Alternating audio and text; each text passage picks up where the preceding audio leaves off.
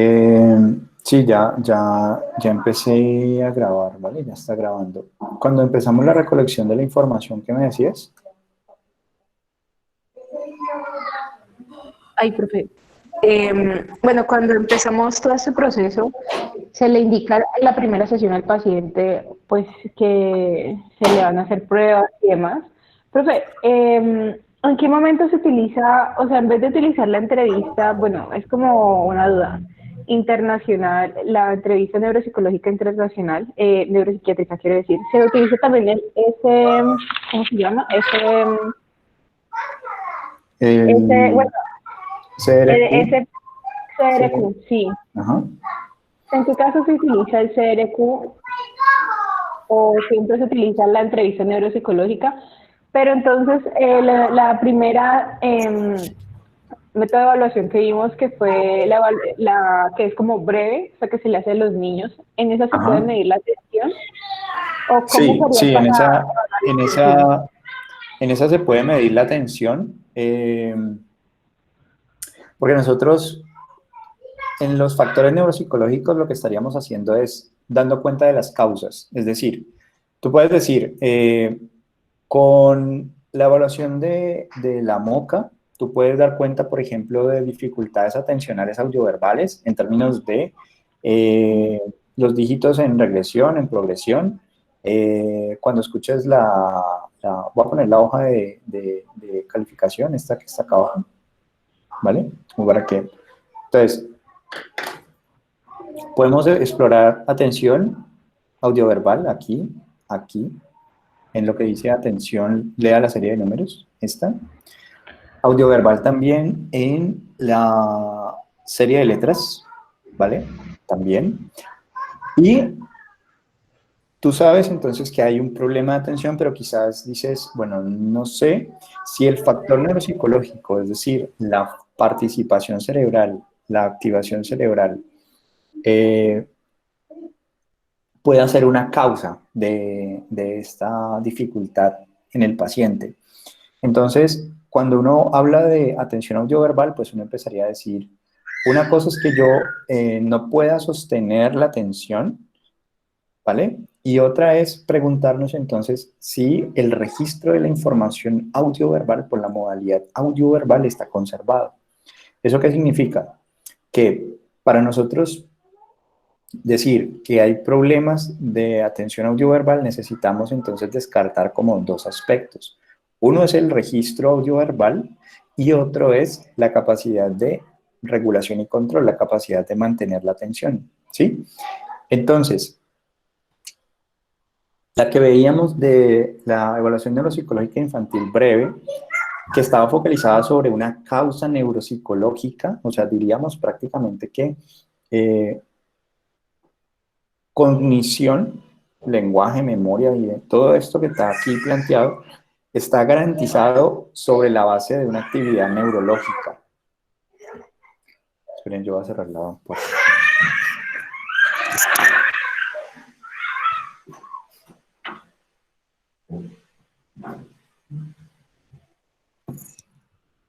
Entonces, esa actividad neurológica, nosotros la evaluamos con la evaluación neuropsicológica infantil entre los 5 y los 2, en los 5 y los 16 años, 5 y 12 años, 5 y 16 años, y de los 16 en adelante utilizamos la evaluación neuropsicológica de adultos. Entonces, ustedes tienen las dos versiones, la de los niños y la de adultos. Con eso, digamos que diríamos, tenemos la exploración de las posibles causas. Causas en términos de decir que hay una activación cerebral. O sea, uno podría decir que el tener una dificultad atencional puede deberse a los factores que están relacionados con la atención. Normalmente, típicamente, el factor que está relacionado con la atención es el factor de regulación y control, que es el del lóbulo frontal. De hecho, los problemas de atención normalmente son dificultades a nivel cortical frontal. Si miráramos, pues, o explicáramos el asunto desde una perspectiva netamente neurológica, ¿sí? Entonces, volviendo, digamos, a tu pregunta, ¿cuál es, digamos, que la aproximación que nosotros podríamos seguir dentro del paso a paso.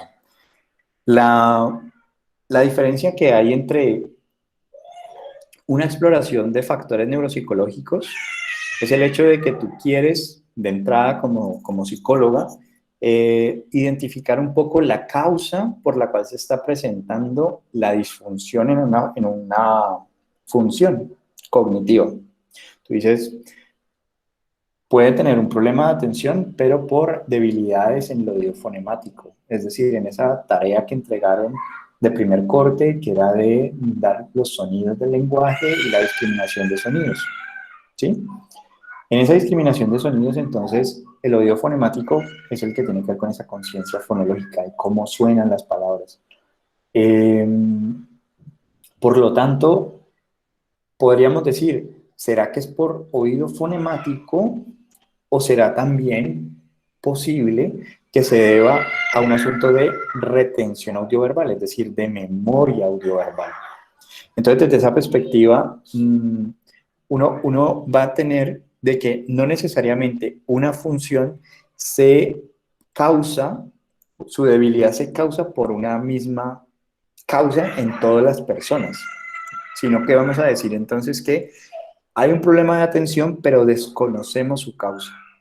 Entonces, cuando tú exploras factores neuropsicológicos, lo que te estás proponiendo como psicóloga es, yo quiero averiguar la causa. ¿Listo? Esa es una alternativa. O sea, hay psicólogos que dicen, yo quiero ir a mirar la causa. Hay otros que dicen, no, no, no, no, no, no, no. A mí me basta con saber cómo está su atención. O sea, tiene un problema de atención. ¿Listo? Tiene un problema de atención. Ay, se golpeó mi bebé. Atención, ¿sí? Un problema de atención. Y con eso, digamos que nosotros vamos a decir, hacemos la exploración de funciones cognitivas y simplemente damos cuenta de cómo están esas funciones cognitivas sin ir a preguntarnos por la causa. Pero si yo ya quiero irme a preguntar por la causa, entonces podría utilizar como complemento la evaluación neuropsicológica infantil o la evaluación neuropsicológica de adultos, que nos va a dar cuenta del estado de los factores neuropsicológicos. Ahora, la siguiente pregunta. Tú decías, ¿uso la entrevista neuropsiquiátrica internacional o el SRQ? El SRQ básicamente es el instrumento que se utiliza para detectar rápidamente, un tamizaje rápido, de si se requiere o no se requiere evaluación especializada. Es decir, el SRQ lo único que nos da cuenta es de si hay un problema psicológico o no lo hay. Por lo tanto, si tú lo que necesitas es de un montón de gente que tienes que entrevistar, ¿vale? Digamos, tú te pones en el lugar de, oye, necesito saber quiénes de los que tengo aquí delante mío tienen problemas psicológicos, pues paso el SRQ, que son unas 20 preguntas más o menos, y rápidamente voy a saber si tiene o no tiene problema psicológico. ¿Listo? Problemas psicológicos los más típicos, ¿no? Es decir, depresión, ansiedad y somatomorfos. Entonces, vamos a decir que si tú necesitas ya qué problema psicológico tiene, entonces vas a utilizar la entrevista neuropsiquiátrica internacional. Entonces, sugeriría que como tamizaje rápido, por ejemplo, la encuesta nacional de salud mental, ¿vale? Utilizó el SRQ. Lo pasaban, lo utilizaban para decir, por ejemplo, cuánta población colombiana tiene problemas de salud mental, ¿vale? Ahora, mientras que si tú, digamos, pasas la entrevista neuropsiquiátrica internacional, tú además de saber si tiene o no tiene problema psicológico, vas a saber cuál problema tiene, ¿vale? Porque la SRQ no te dice cuál problema tiene, simplemente te dice que tiene un problema y que requiere valoración especializada. ¿Listo? Profe, tengo unas preguntas. Claro, dale. Profe, se van a ir realizando las 5 sesiones que siempre hemos hablado. O sea, la primera, que es la recolección de los datos, la historia clínica. La segunda y tercera para la aplicación de instrumentos que creamos, pues, pertinentes y adecuados. Y cuarto y quinto ya es lo que tiene que ver con la realización del informe y la entrega. Son 5 Ajá. sesiones en total. Sí, sí, sí. De hecho la cuarta sesión es una sesión que yo esperaría que sucediera al interior, digamos, del curso, Es decir, ustedes no citan a la persona, básicamente le dicen es que van a trabajar en la elaboración de su informe y que en la siguiente semana pues le van a entregar ese informe, ¿vale? Entonces, eso pues nos da nos obliga a que en la clase pues nos rinda un poco sobre cómo elaboramos ese informe, cómo depuramos para que ese informe, como va a ir firmado por ustedes y por mí, sea, digamos, cumpla con lo que queremos que sea. ¿Qué es lo que queremos que sea un informe? Que realmente la persona entienda qué fue lo que pasó, ¿cierto? ¿Qué fue lo que se encontró y qué puede hacer al respecto? Entonces, en suma, es cómo nosotros recolectamos unas evidencias. Esas evidencias van de los datos de su historia clínica sumado a sus resultados de los instrumentos y la conclusión que se deriva que va a terminar en una impresión diagnóstica. Esa impresión diagnóstica acompañada entonces de unas recomendaciones basadas en literatura científica.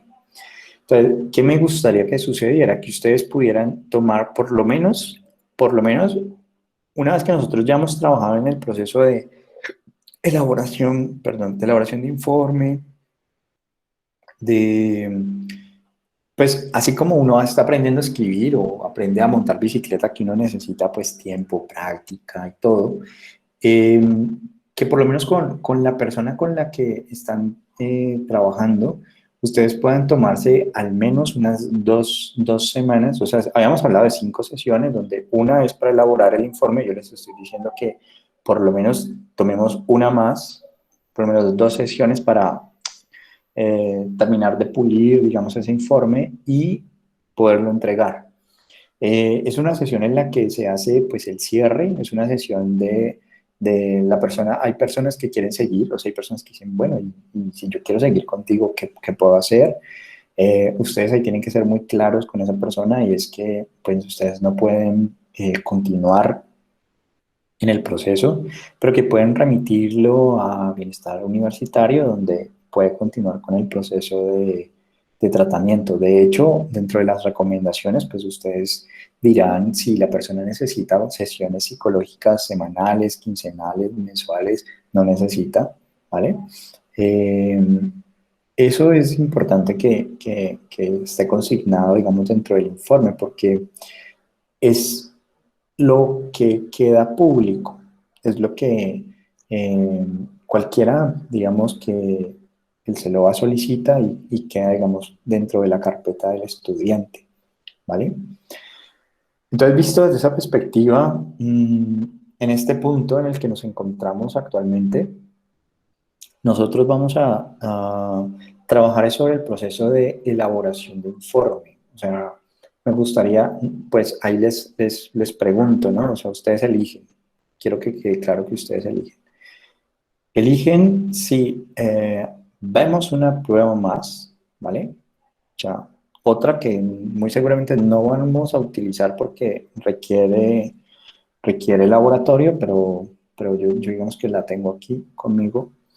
Eh, digamos que es mía, pues, pero puedo compartirle y mostrarles un poco, pues, esa prueba, eh, o ya empezar a concentrarnos en lo que tiene que ver con el proceso de escritura y de elaboración de informe, ¿no? Algo como lo que estábamos mostrando ahorita en pantalla compartida de lo que tendríamos que hacer al momento del ejercicio de escritura. Esto, normalmente en las clases previas, o sea, en semestres anteriores, ¿yo qué he hecho? Yo les he enviado los resultados de instrumentos ya aplicados para que a partir de ahí elaboren el informe, ¿no? En esta sesión, o sea, en este semestre, pues he querido un poco que vivan como el proceso de aplicación, recolección de datos, análisis de los datos y todo eso. Eh, y entonces eso pues termina pasando facturas como en este momento, que es cuando uno dice, bueno, tenemos todos estos datos ahorita, ¿qué hago con estos datos cuando ya el semestre está por terminar? Entonces, mi sugerencia, ¿no? Sería pocos instrumentos, ¿vale? Pocos instrumentos, pero que los hayamos entendido o que entendamos cómo se comporta y cómo construimos el informe, cómo lo elaboramos. ¿Bien? ¿Qué opinan? O sea, como quieran.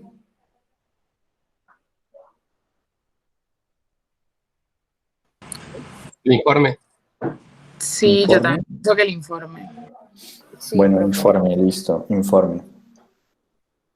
Ok, entonces vamos a tratar de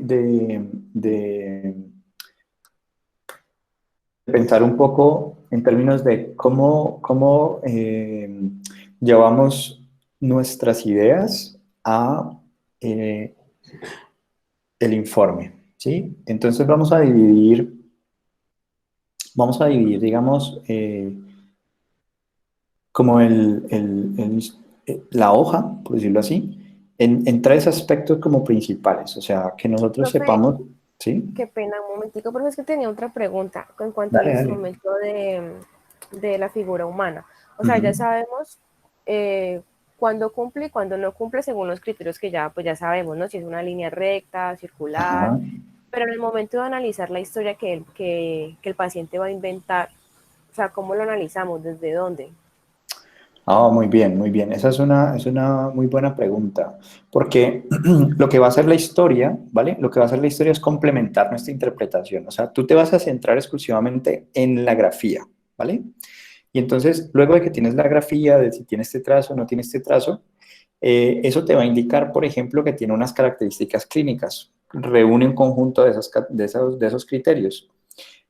¿Qué vamos a hacer a continuación? Si esa historia confirma, ¿vale? Confirma lo que nosotros estamos planteando en nuestra interpretación, ¿sí? Por ejemplo, yo tengo, no sé, 35 años y resulta que en mi dibujo tengo, no sé, 10 años y, y soy una niña que le gusta comer helado y salir a pasear y, ¿vale? Y estoy como en una fantasía supremamente y entonces, digamos que tú de mi historia clínica, por ejemplo, sabes que tengo un hijo y que además tengo una esposa, bueno, todo. Y resulta que en mis trazos, en mis rasgos, digamos, de escritura, tú empiezas a notar que tiendo a fantasear, ¿sí? Tiendo como a no poner los pies en el piso, a no poner límites, a ser un poquito como desorganizado, ¿vale?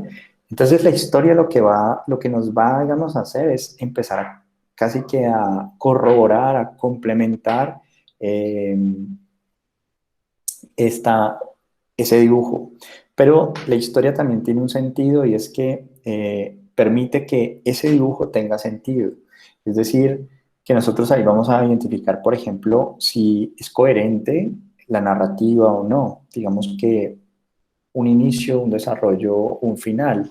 Eh, ese tipo de elementos del lenguaje hacen que nosotros podamos rastrear de si ese dibujo está anclado al lenguaje o no, parte de esa historia o no, si es forzado o no. Eh,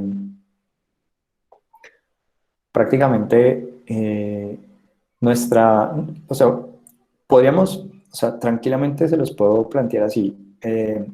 Solo coger la figura humana y destinarle, digamos, todo lo que podemos obtener de ella, se nos puede ir tranquilamente la mitad del curso, tranquilamente, ¿sí? Eh, y la invitación que les haría es a empezar a leer sobre calificación de figura humana, sobre aplicaciones de figura humana. eh, ¿Para qué? Para que cuando tengan esos datos, ustedes puedan incorporarlos dentro de su análisis.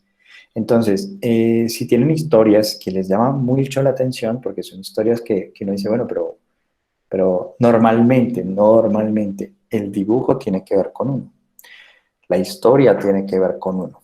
Entonces, ¿qué pasa con estas historias que no tienen que ver con uno, ¿no? qué es lo que no se quiere, digamos, reconocer, asumir, ¿no? Entonces es como el asunto un poco de tratar de entender eh, como ese caso. Por qué contó esta historia cuando pudo haber contado su propia historia? Eh, o sea, ¿por qué ser otra persona? ¿No? Bueno, es como el asunto que si bien uno puede tomar distintas aproximaciones ahí, o sea, uno podría decir, bueno, vamos a analizar, vamos a hacer un análisis del discurso. Entonces, vamos a poder, por ejemplo, decir, en esa narrativa, quién es él, en ese discurso, eh, qué tipo de persona está creando en ese discurso, eh, cuáles son esos otros yo que habitan en él, ¿no? O en ella. Eso en últimas, pues, si nosotros lo pensamos en términos de una identidad, estaremos hablando de que todos nosotros estamos siendo narrados por nosotros mismos, pero también por las narrativas que otros han dicho de nosotros. De hecho, pues eso lo vamos a hablar en el siguiente semestre, creo que nos vemos en noveno. Bueno, entonces en 2 semestres, no sé, que vamos a ver la terapia narrativa como una psicología aplicada a la educación en la cual pues nos interesa que todos los fenómenos educativos, es decir, una depresión o una dislexia, el ser maestro o el ser estudiante está sujeto a una narrativa. Entonces, nosotros aprender a identificar en las narrativas eh, básicamente 4 elementos que los vamos a ver pues más adelante y es las posiciones subjetivas, es decir, el rol social o identitario que se tiene en la historia, quién soy yo en la historia que narro, los discursos que circulan, que me sostienen, de dónde me prendo, cómo es que me construí como soy, o sea, por qué mi posición así ante la depresión o mi posición así ante los estudiantes o ante mis pares, etcétera. Juicios normativos como la valoración, las expectativas sociales que tienen de nosotros, que nos juzgan, que esperan de nosotros ciertos comportamientos, ciertas maneras de hablar, de vestir, de lugares que frecuentamos. Entonces, en el colegio, por ejemplo, hay lugares a los cuales van los chicos populares y se sientan ahí y otros. Y ese tipo de elementos, pues, son los juicios normativos. Y por último estarían los conocimientos olvidados o desvalorizados, que es que para yo poder ser ese personaje que quiero ser, o que estoy siendo pues en mi historia, pues he olvidado o he desvalorizado otras maneras mías también de ser. O sea, elegí esta manera, pero también soy estas otras, que son igualmente válidas y que en últimas pues son las que contribuyen a que yo me sienta mejor, ¿vale? Que alivie mi sufrimiento. Bueno, el últimas, por ende, la figura humana está anclada dentro de este escenario de la proyección y del lenguaje. Entonces, podemos hacer muchos análisis, Laura, pero en esencia lo que es más importante es tener esa información allí para nosotros poder como clarificar. Por ejemplo, sugerencias que te haría de entrada. Si en la historia hay algo que tú no entiendes, pregúntalo. O sea, no te quedes con la duda, como que supongamos que menciona a alguien o a algo y tú dices, oye, ¿quiénes son? ¿No? Eh, Puedes preguntarlo para aclararlo, porque la historia tú la tienes que entender, no solamente él, tú como evaluadora la tienes que entender, entonces la lees o le pides que te la lea, y si hay algo en la historia que no entiendes, le pides, tratas de aclararlo. Si aparece, por ejemplo, la Little People, esto es de una historia que estoy leyendo ahorita, oye, ¿qué es eso? ¿No? O lo que sea que te llama la atención, acláralo para que no termines tú proyectando cosas ahí que de pronto son tuyas y no están tanto dentro de la historia. Entonces, recomendaciones para la narrativa en la historia es que la narrativa les quede claro a ustedes como evaluadores. Eh, de hecho, por eso la aplicación colectiva de la figura humana, pues uno puede dar la instrucción de que escriban por la parte de atrás el dibujo y luego uno no entender ni siquiera la letra. Entonces, pues uno termina evaluando el dibujo, ¿sí? Digamos que el asunto de la narrativa también es aplicaciones un tanto más contemporáneas, más posteriores, ¿vale? pero me parece importante que también ustedes las incluyan, porque van a encontrar, por ejemplo, el test de la familia, ¿vale? Que tiene unas características similares, es decir, dibuja tu familia o dibuja una familia y cuéntame una historia, quiénes son, cuántos años tienes, cuál es el que más te gusta, el que menos te gusta, ¿vale? El test de la persona bajo la lluvia, el test del árbol, el test de la casa, todos esos elementos son test proyectivos que tienen características similares, comunes. ¿Vale? No sé si tienen alguna otra pregunta antes de continuar con lo del informe. Ve, profe, esos test que mencionaste ahorita, o sea, uno donde puede como encontrarlos en internet. Sí, sí, los puedes encontrar en internet, todos esos. Todos esos. De hecho, ustedes pueden incluso ingresar a los catálogos de TEA. TEA es una empresa especializada en evaluación. También está PCEA, que es otra empresa. Está Manual Moderno, que es otra empresa. Y todas, absolutamente todas, como quieren vender, pues les van a mostrar fragmentos de los instrumentos.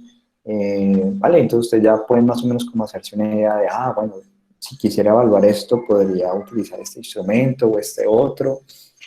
El laboratorio tiene pues un banco de instrumentos amplio, eh, pero pues no está de más el hecho de decirles a ustedes que conozcan, digamos, las distintas alternativas que hay. Y también como para que uno pueda decir, bueno, si a mí me preguntaran, si yo voy a ir a trabajar a algún lugar y me preguntaran que si conozco este instrumento, pues oye, yo ya lo leí porque estuve consultando instrumentos, ¿sí? Eh, es decir, la evaluación como tal no es conocer muchos instrumentos, es conocer pocos y saber cómo evaluar a una persona con la mecánica, digamos, estructural del proceso de evaluación y de los instrumentos como su común denominador, ¿no? Eh, entonces, volviendo nuevamente, busquen en Manual Moderno, en TEA, en PCEA, sus alternativas de evaluación. Algunos psicólogos utilizan muchísimo, muchísimo pues los test. Todo el tiempo se crean nuevos, así que ahí van a tener pues para los que les guste mucho lo que es la aplicación de instrumentos, eh, pues digamos que pueden fácilmente dedicarse como a ese proceso de evaluación mediante instrumentos de diagnóstico, ¿no?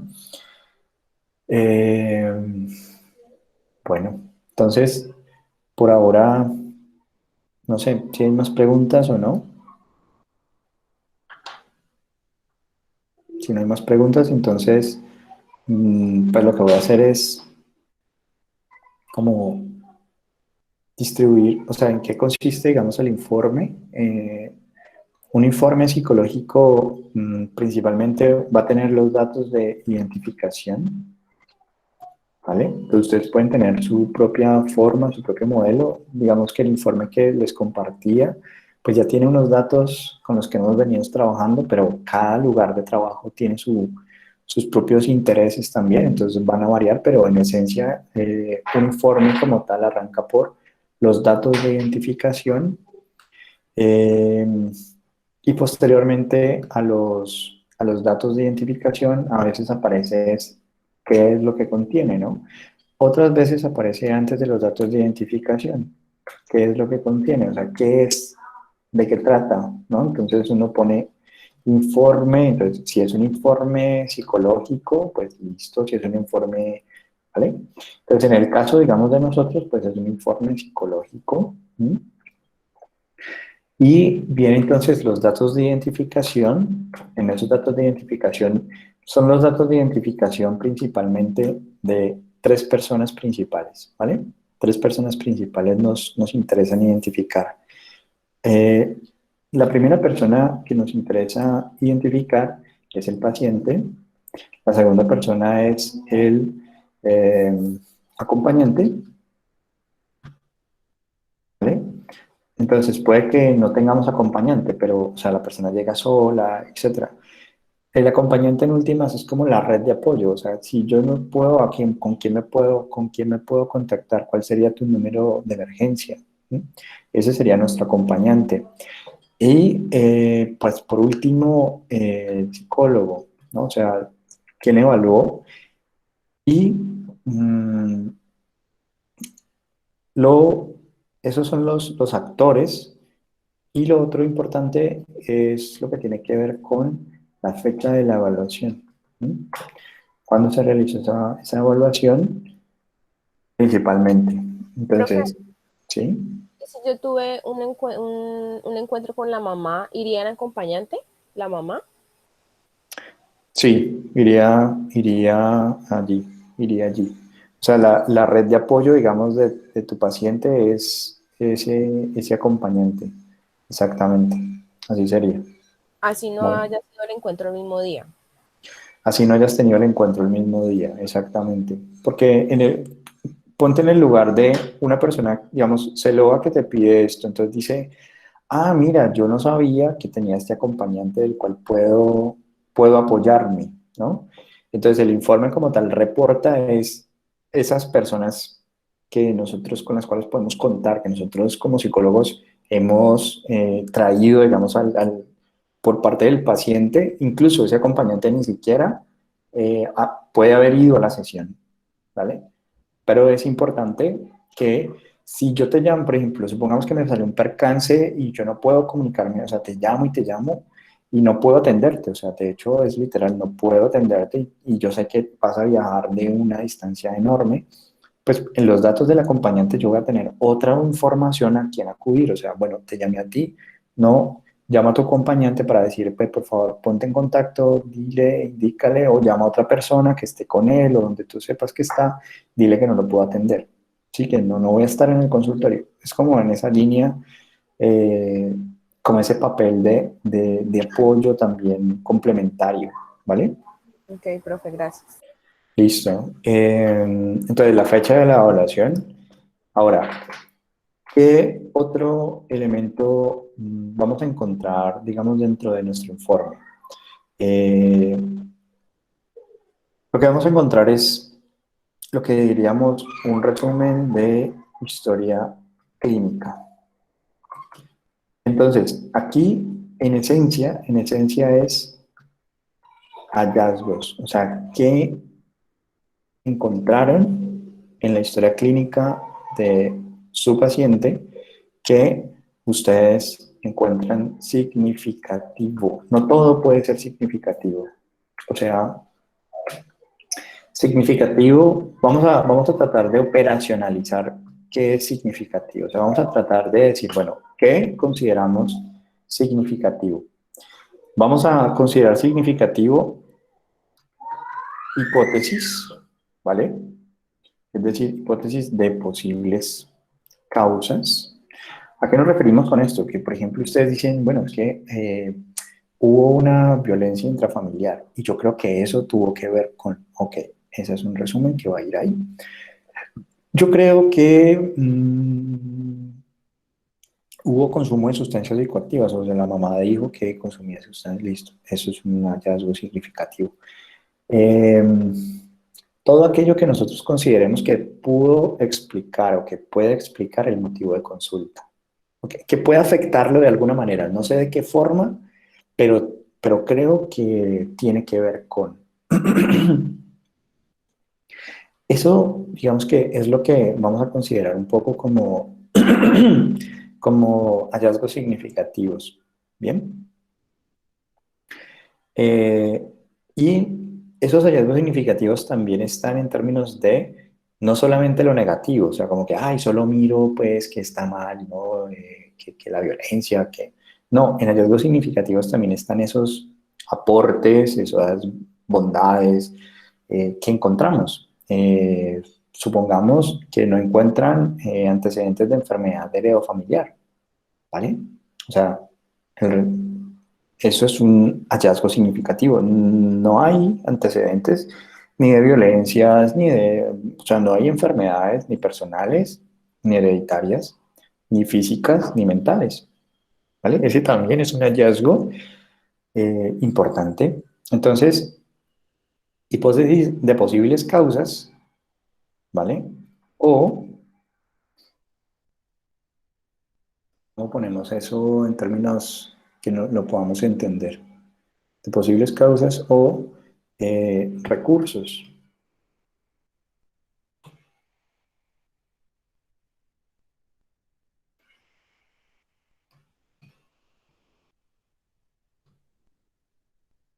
Potencialidades. Por ejemplo, hallazgos significativos es, le encanta la música, le encanta bailar. Eh, ¿Qué es lo que disfruta tu paciente? O sea, es como que hacer énfasis sobre de qué te puedes prender, ¿no? ¿Qué te llamó la atención de él, de ella? ¿Listo? Eh, pero también, tanto para lo positivo como para lo negativo. O sea, tiene serias dificultades con el cálculo, en particular con, eh, no sé, la suma, ¿vale? O sea, es como muy específico en términos de aquello que nos llamó la atención, que, que entonces puede ser hipótesis de posibles causas o recursos o potencialidades. Y la otra categoría es de dificultades u obstáculos. Entendido estas dificultades o obstáculos como qué es lo que le cuesta, o sea, le cuesta mucho hablar en público, encontramos que le cuesta mucho, ¿vale? Es como en unas 5 líneas, ¿vale? En unas 5 líneas máximo es nuestro resumen de historia clínica, ¿vale? No es que exista pues o sea, no lo piensen como que no, esta es la manera, la única manera de hacerlo, no. Eh, lo importante es que tenga sentido para ustedes. Es decir, nosotros tenemos unos datos de identificación, ¿cierto?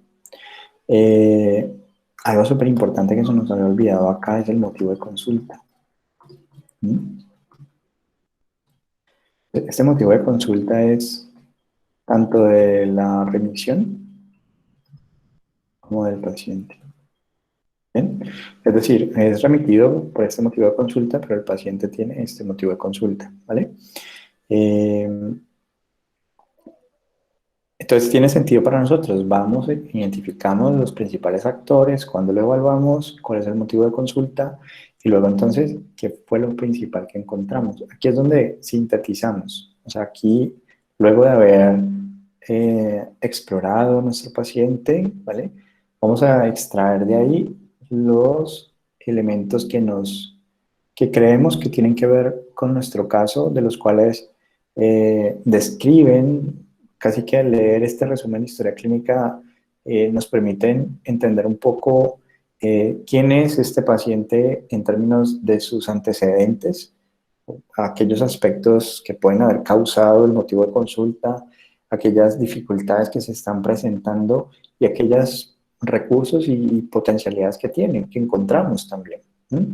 Que tiene una muy buena relación con un padre, con un tío, etcétera. O sea, aquí es como donde focalizamos lo que hemos encontrado, ¿vale? Y a continuación, lo que seguiría es, si bien pues está el genograma, que es básicamente como la representación gráfica de las relaciones familiares y demás, eh, vamos a, cada hallazgo significativo provino de un aspecto que hemos explorado. Entonces, esos aspectos explorados pues van a tener como su propia mm, categoría, su propia dimensión. Entonces, uno normalmente va a encontrar como dimensiones típicas son antecedentes, heredo, familiares y personales. ¿Sí? Antecedentes.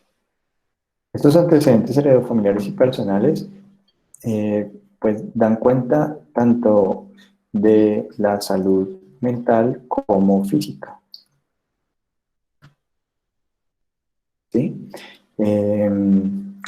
Otros aspectos que encontramos allí importantes a contemplar, pues es también lo que tiene que ver con, entonces supongamos que yo no tengo un paciente que su motivo de consulta pues es cognitivo o está relacionado con la dificultad de aprendizaje, sino que está más centrada en aspectos más afectivo-emotivos, ¿no?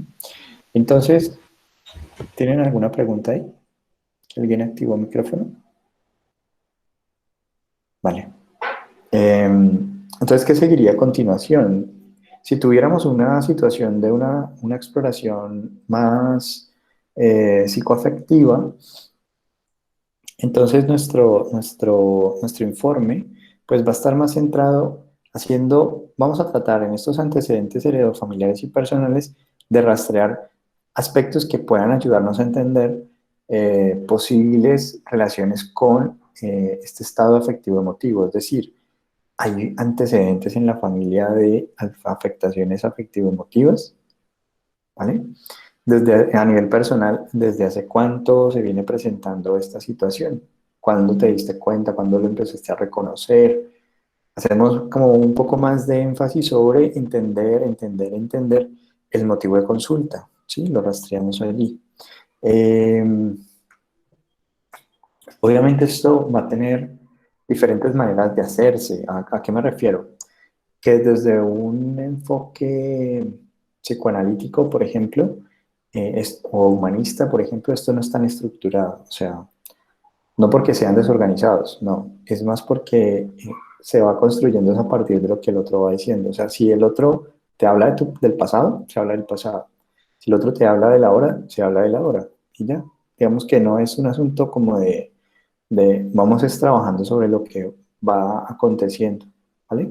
Entonces, este informe termina teniendo datos en algunos momentos más amplios de algunos aspectos del paciente. Por ejemplo, este paciente habla mucho de su historia académica.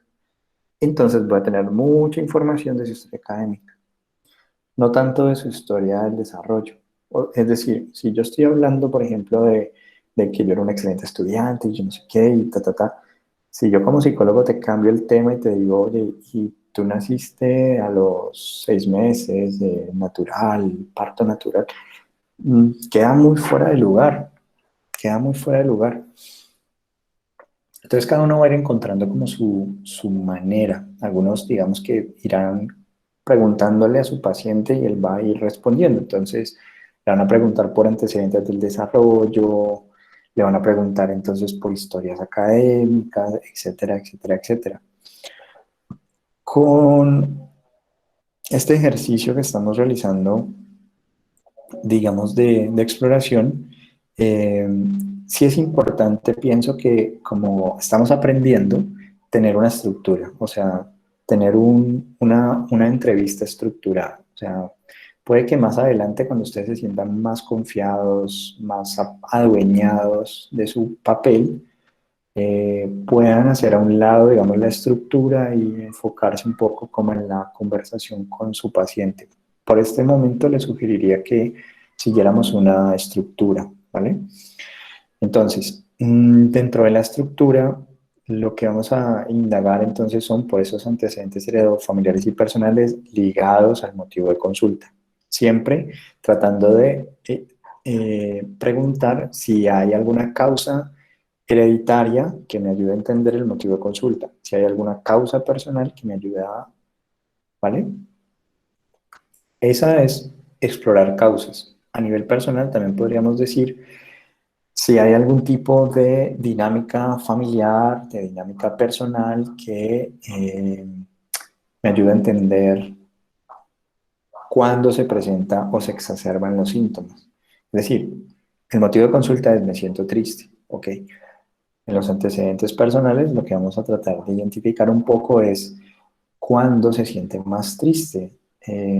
Los fines de semana, en semana, qué días de la semana, eh, ante qué eventos, qué puede ser lo que lo desencadena, si es consciente un poco de qué es lo que escucha cuando se pone triste o ve cuando se pone triste, porque principalmente nosotros somos visuales y auditivos, entonces indagar un poco por lo que vemos y lo que escuchamos, pues nos puede dar alguna idea de estos antecedentes, digamos, personales que podamos encontrar. Si bien la estricta forma es preguntar en los antecedentes personales es si hay alguna enfermedad de salud mental o física y pare de contar, la propuesta es que ustedes profundicen en esta enfermedad. O sea, a nivel personal, puedo yo decirte que fui diagnosticado con un TDAH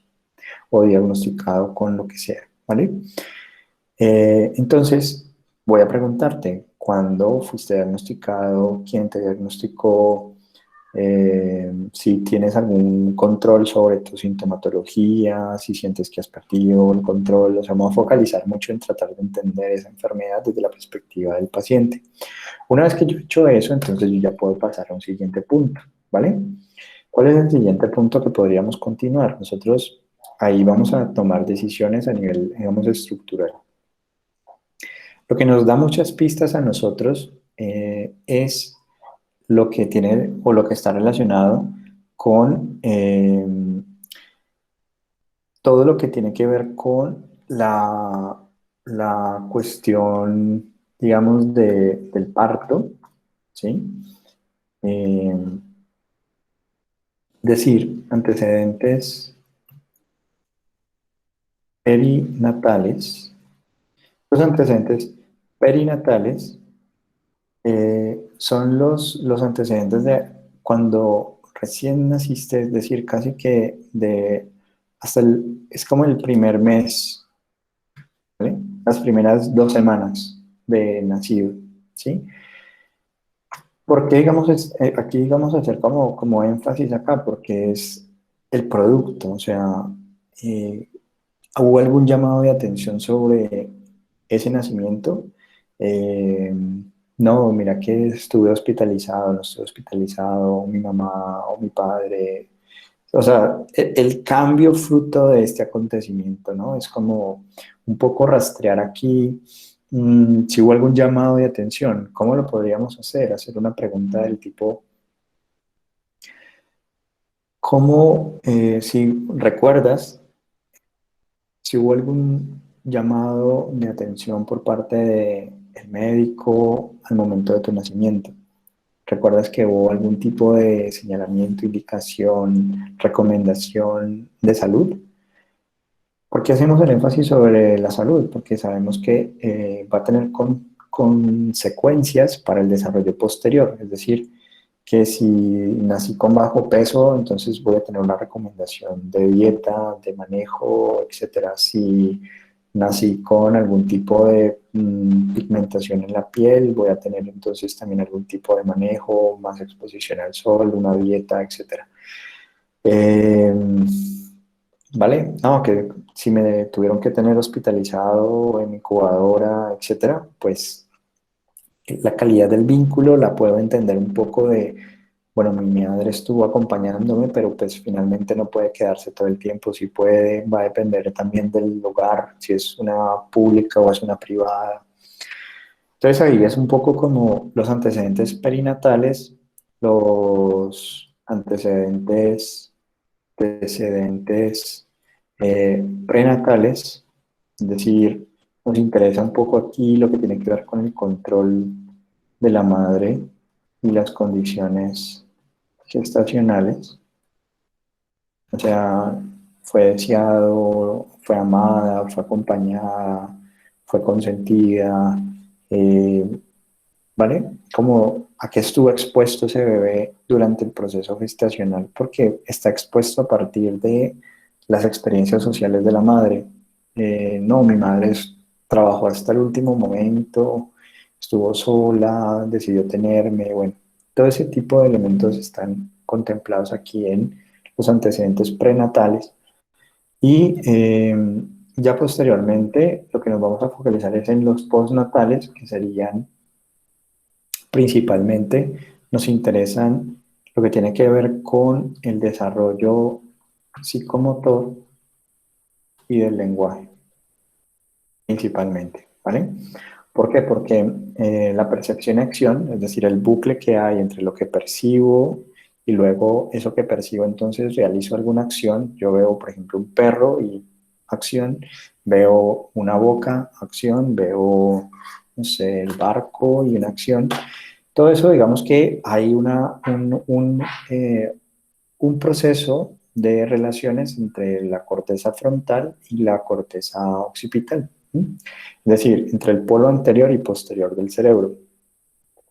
Y eso se garantiza en el proceso del desarrollo psicomotor. Entonces, el gateo no es capricho evolutivo, necesitamos saber a qué mes aproximadamente gateó. Cuando las personas no se acuerdan, podríamos utilizar algo como qué estaba pasando en esa época. Fue por Navidad, fue antes de Navidad, fue por Halloween, fue por tu cumpleaños, el cumpleaños de tu mamá, de tu papá. Bueno, probamos, porque a veces dicen, bueno, yo me parece que gateó en el cumpleaños del abuelo, no tal. Bueno, el asunto es como tratar de, bueno, el abuelo nació aquí, tal, nació acá, y saco más o menos el valor del desarrollo psicomotor. El gateo es, digamos que fundamental, y que nos describan un poco como este proceso de desarrollo.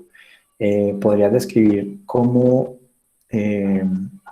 dirías que fue el proceso de desarrollo psicomotor de tu hijo o tu proceso? ¿Qué recuerdas? ¿Qué te decían? ¿Qué aprendiste rápido? ¿Qué más bien te demoraste? ¿Cómo te describías tu desempeño psicomotor? Es decir, ¿te consideras una persona hábil motoramente? O sea, la misma persona puede decir, no, yo realmente no coordino pie con mano, o sea, yo no juego ni fútbol, ni bailo, ni nada, porque me cuesta. Eso no viene de la nada, ¿vale? O sea, nos empieza a dar algunas indicaciones del desarrollo psicomotor. Si tengo una hemiparegia, por ejemplo, una hemiplegia, etcétera, voy a tener unas afectaciones aquí en el desarrollo psicomotor que van a repercutir en el tiempo. O sea, no es solamente como que sucedió este evento y afectó, sino que esto también va a traer como consecuencia que la conexión que hay entre el polo sensitivo y motor de mi cerebro pues vaya a ir menos estimulado, menos fortalecido a hacerle frente a los desafíos del mundo.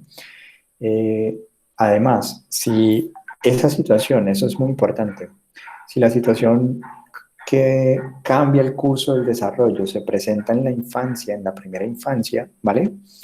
Como en la primera infancia se forma la identidad y la personalidad, ¿vale? O sea, la infancia es el proceso, es casi que el momento del desarrollo donde nos constituimos como lo que seremos en un futuro. Si mi infancia estuvo marcada, estuvo anclada por algún tipo de violencia, por algún tipo de privación cultural afectiva, me quebré un pie, una mano, estuve enyesado durante 12 meses, estuve muy enfermo estuve hospitalizado durante X cantidad de tiempo.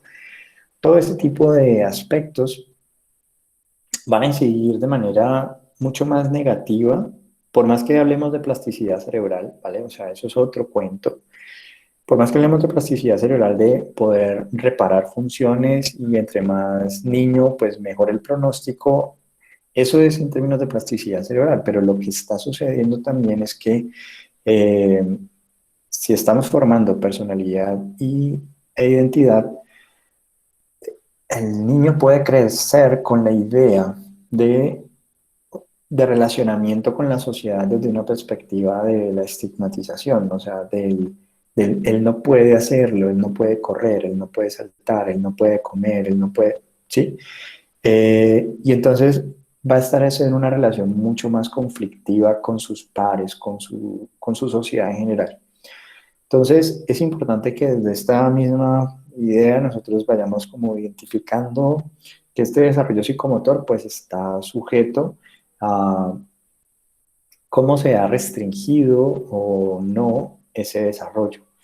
Restringido en términos de una enfermedad, una lesión, o sea, una caída también, un accidente, etcétera, que pueda restringir el desarrollo psicomotor. Eso también es importante que nosotros lo coloquemos allí, ¿vale?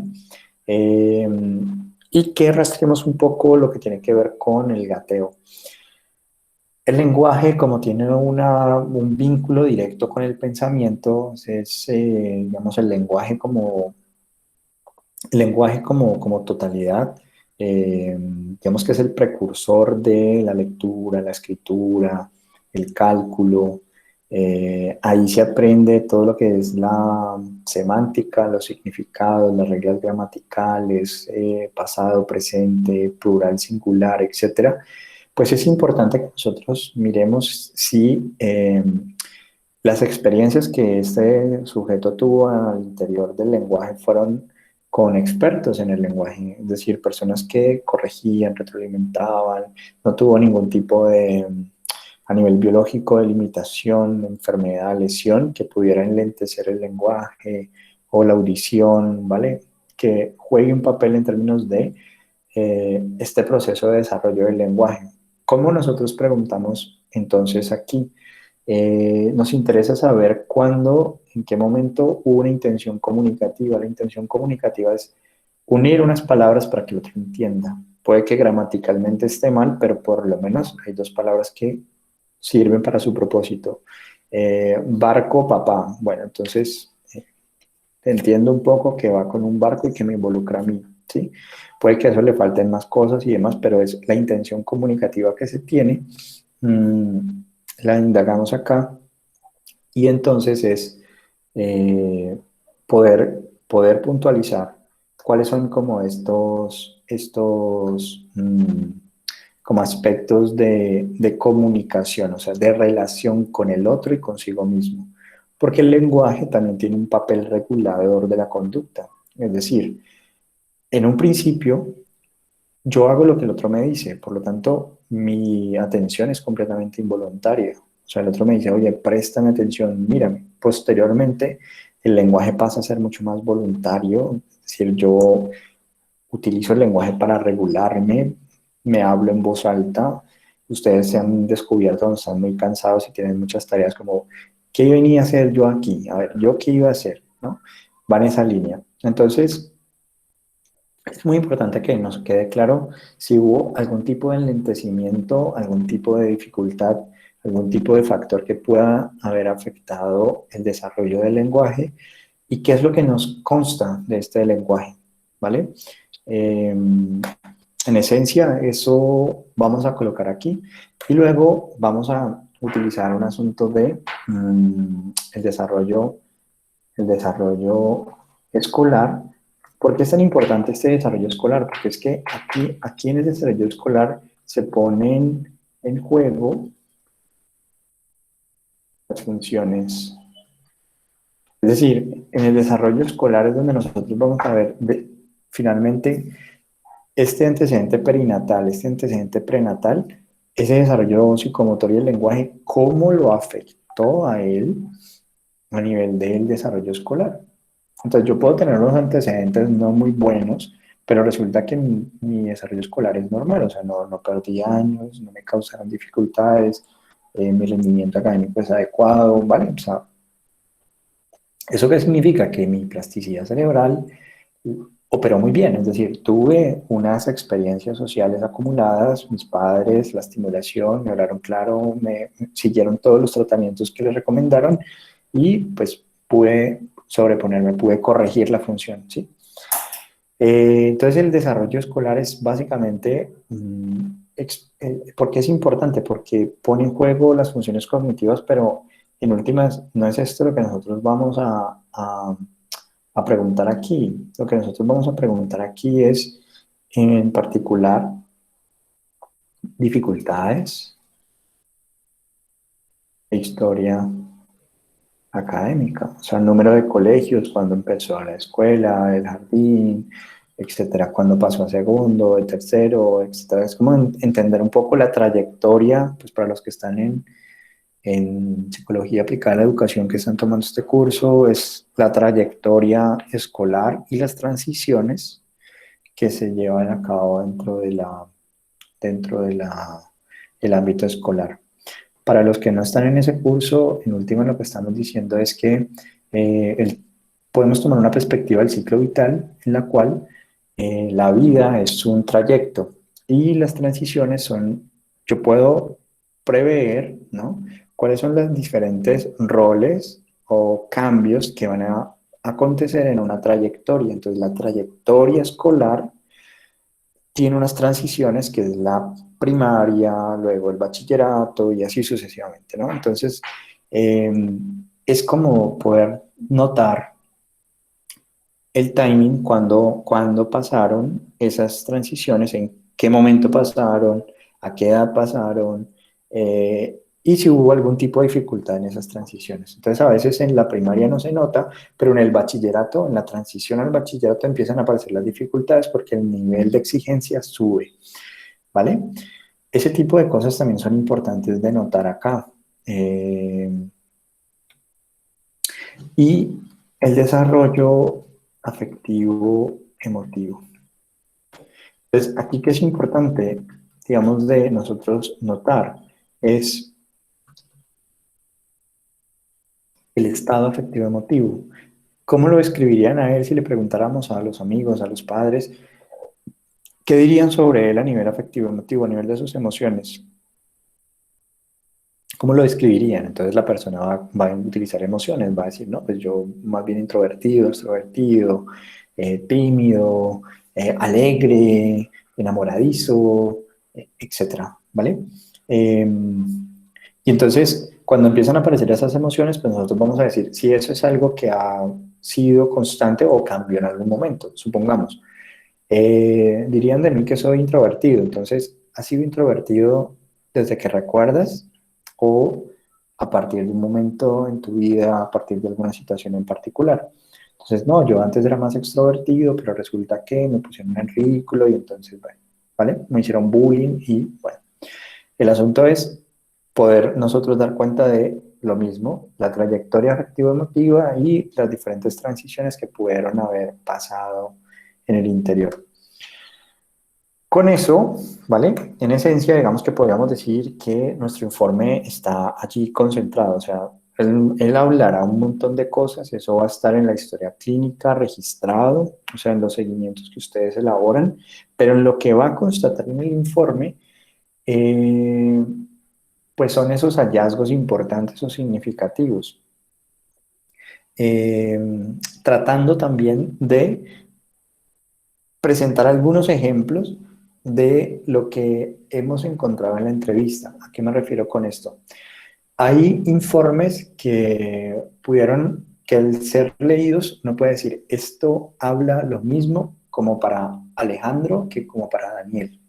O sea, no hay una singularidad en estos dos informes.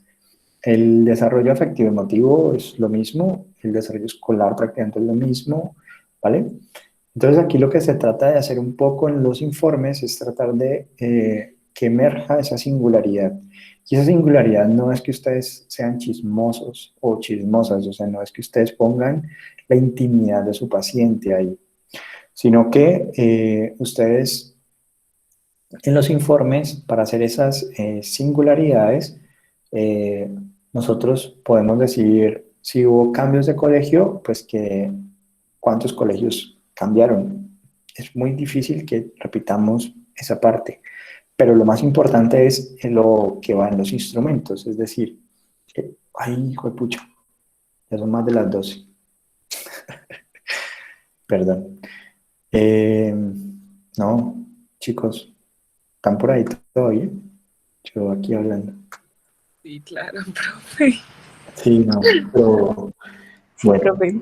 siguen ahí. Si hubiéramos estado en Zoom, de hace rato nos hubiera sacado. Bueno,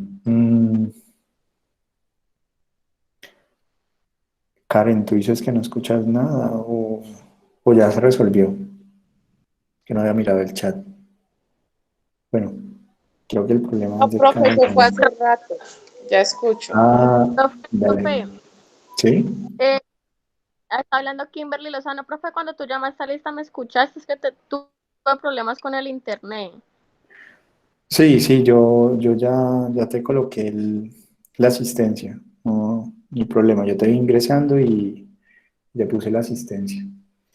Entonces, pues Vale, miren, o sea, hasta el momento, en esencia, Profe, ¿sí? Dime. ¿usted va a subir esta grabación a YouTube? Sí. Profe, ¿tú Sí. la Oh, clase pasada también la subiste o fui yo la que no la vio? O sea, yo he subido unos videos, pero tengo que ponerme como en esa tarea de reenviarles a ustedes como los links de los videos porque sí se vuelve un poco complicado pues encontrarlos.